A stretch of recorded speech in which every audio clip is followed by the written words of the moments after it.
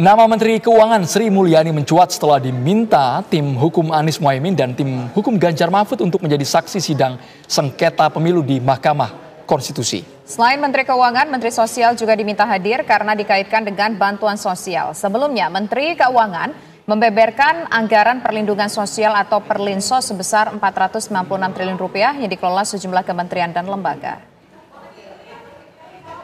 Mengenai waktunya bisa diperpanjang waktunya. Nama Menteri Keuangan dan Menteri Sosial muncul dalam sidang sengketa pemilu di Mahkamah Konstitusi hari Kamis. Baik tim hukum Anies Mohaimin dan tim hukum Ganjar Mahfud meminta Hakim MK menghadirkan kedua menteri dalam kaitannya dengan kebijakan bantuan sosial. Yang mulia, apa yang kami sampaikan, permintaan kami untuk menghadirkan saksi atau ahli dari kementerian itu, ini adalah satu proses pembuktian, terutama terkait dengan kebijakan yang telah diambil oleh pemerintah. Sebab bagaimanapun juga penggunaan bansos itu adalah dari APBN. Dan APBN itu adalah milik kita semua, bukan milik orang tertentu.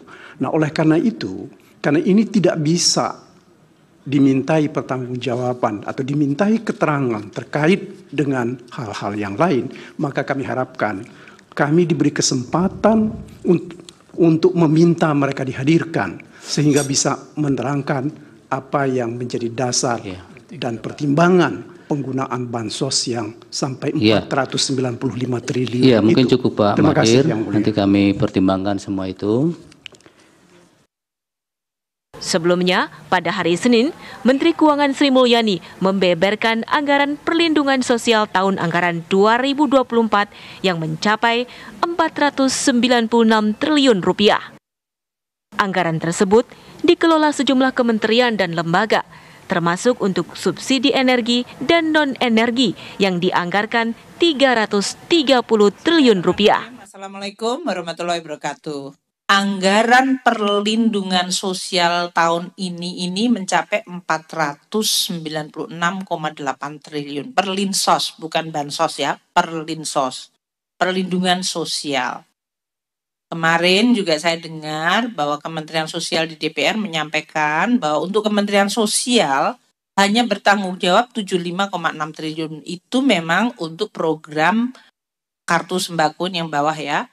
PKH, asistensi, rehabilitasi sosial, terutama untuk lansia dan yang lain-lain.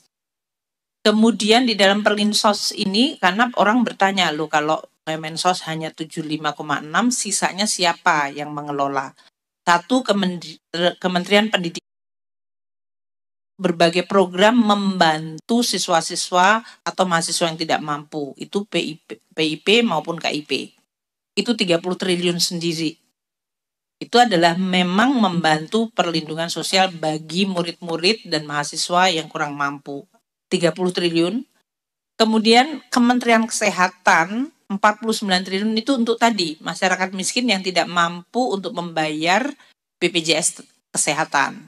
Kita membayar untuk 496 itu 49 triliun sendiri adalah untuk tadi pembayaran PBI, Jamkes, NAS, JKN sebesar 49. Kemudian yang langsung ke masyarakat desa itu bantuan langsung tunai desa ada 10,7 triliun. Nah sisanya yang 330 itu apa?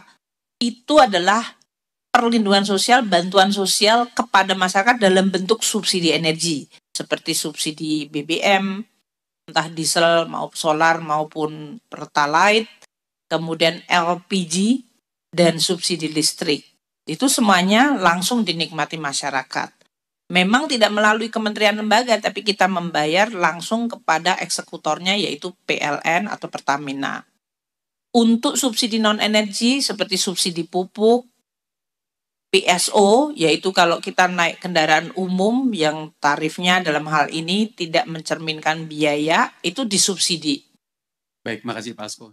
Menurut Menteri Keuangan, dari pagu anggaran Rp496 triliun hingga akhir Februari 2024 sudah tersalurkan Rp37,9 triliun atau 7,6%.